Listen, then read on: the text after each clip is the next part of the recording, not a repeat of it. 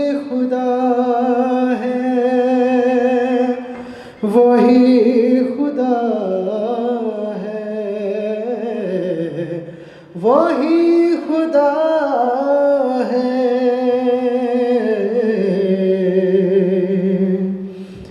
हो ये ज़मीं जब न थी ये जहां जब न था ये ज़मीं जब न थी ये जहां जब न था चांद सूरज न थे आसमां जब न था राज़े हक भी किसी पर आया जब न था तब न था कुछ यहाँ तब न था कुछ यहाँ था मगर तू ही तू Allahu Allahu Allahu Allahu Allahu Allahu Allahu Allahu Allahu Allahu Allahu Allahu Allahu Allahu Allahu Allahu Allahu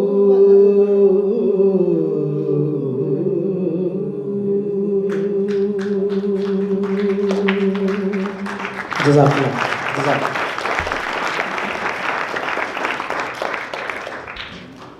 Jazakallah khair, Shahid Bhai. Alhamdulillah, the exact effect that I was hoping for. Alhamdulillah. Bismillahir Rahmanir Rahim. Brothers and sisters, it's now that we are going to ask for your help again. And when I travel to these events up and down the country, what is amazing is that how many times you see the same faces. The same faces and the same families, the same groups of people who are coming forward again and again and again and giving from what Allah has given them and sharing it with those who, whatever the need may be, are in need. Before I begin, I'd like to say a special thank you because as well as our mayor, I can see that we have other non-Muslim friends who are with us here today. And their support at events like this is so crucial, and I know you'd all like to thank them. So please give a round of applause to our non-Muslim friends who are joining us here today. That's always so important to me because I come from a largely non-Muslim background myself.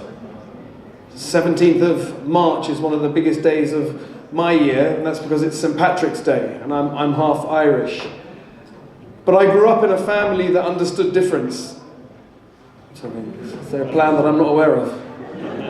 Have you all got tired of me, huh? I grew up in a family that understood difference and understood differing views and different faiths. My mother was Roman Catholic. My father was Indian Muslim. My father-in-law now is Jewish. My sister is Buddhist. You want to try having a meal at our house? There's everything going on there. But the problems that we see, whether internationally or locally, are problems that this centre is going to deal with. And I want you to get in touch with that when you think about how much you can donate today. I live in one of the nicer parts of London. I was very lucky to have been born and brought up there. And sometimes we can feel insulated from many of the things that we see happening in the ghettos or happening in the rougher areas. If you want to buy a large house in the neighbourhood where I live, it'll probably cost you the best part of £5 million. And yet in the last few weeks we've seen 2 stabbings in our neighbourhood. 2 young men, a 17-year-old and an 18-year-old, who are now dead. We can't insulate ourselves from these problems. They're going to come to our doorsteps. And the only way is by educating our youth, by giving them confidence to know who they are, by making them constructive members of society, because this disenfranchisement, the problems that we see amongst many of our youth is when they don't know how they belong, they don't know where they fit in. And that's why this centre is so important. And as a community of Muslims, we have the very greatest examples from our forefathers, from our history, from our Quran, and from our Sunnah. The Prophet Muhammad, peace be upon him, He said something which for me, when I discuss with all my non-Muslim family, who I love so deeply, when we talk about different philosophies and different faiths, I remember when I heard this particular hadith for the first time. Because I felt I had discovered the exact reason that I became Muslim, the exact reason that made me feel Islam is special. Because the Prophet Muhammad, peace be upon him, was asked, who are the best of the people? And that's a question that can have so many answers. Who are the best of the people? And he didn't say it's those who spend all their time in the mosque, or those who read the Quran every day, or those who go on Hajj every year. That's not what he said. He said the best of you are those that will bring the most benefit to other people. That is our faith. The famous 12th century scholar, Sheikh Fakhruddin al-Razi, he said Islam can be summed up by 2 words. In Arabic it's 2 words, in English it's 2 short statements. He said the entirety of Islam, everything in the Quran, everything in the Sunnah, everything we need to know about what it is to be Muslim can be summed up in 2 words. He said it is devotion to the Creator through service to His creation. That we are here to serve. We are here to make our environments and our communities, our neighborhoods better. And we do that by our devotion to our Creator, by our love for Him. A centre today that we see is not about the bricks, and it's not about the steels, and it's not about the square footage.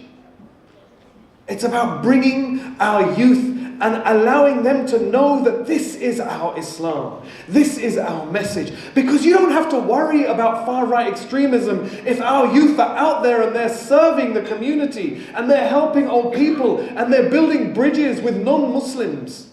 We don't have to worry about far-right politics because our actions will extinguish that hate.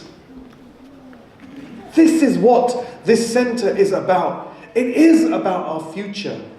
The future of our children, the future of our place here. And we're not going anywhere. I know our forefathers had dreams when they came here of being able to better themselves and go back to their homelands. I haven't got a homeland. This is my land. This is the land of my children. This is our children's land. We're not going anywhere. And centres like this are our future and the future of the wider community. In a moment, we're going to be asking you, as we always do, to raise your hands. And as those of you who've been to these fundraisers before, you know we start at these very high amounts. High amounts that most of you go, how much did he say? And we work our way down. And we will start in a moment by asking, is there a leader from our community, a family, a sister, a brother?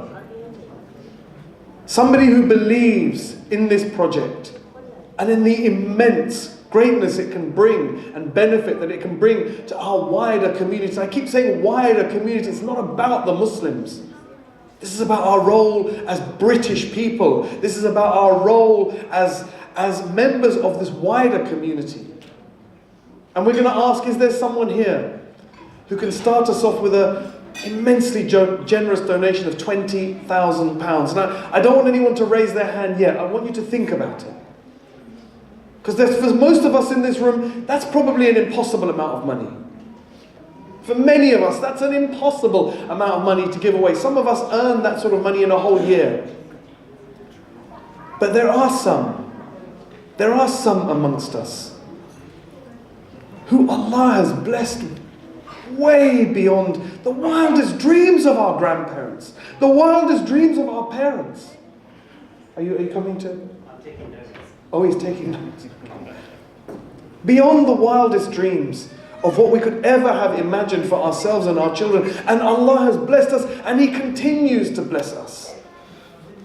So in a moment we will ask, but before I ask anyone to raise their hands, I want to go back to that inspiration of New Zealand. New Zealand has always been very close to my heart. Well, not always, since 2014 when I was nearly killed in a road traffic accident in New Zealand. where I had to be flown from the side of the road by air ambulance with extensive head injuries, and I was taken. So I've always felt a closeness because they treated me so well, they looked after me so well. And when we see what happened last week, we see a fundamental message of Islam having the most incredible effect on the nation of New Zealand. Many of you will have seen 2 or 3 of the key interviews from the survivors and from the relatives of people who were murdered 9 days ago. And I saw the impact ripple through the New Zealand media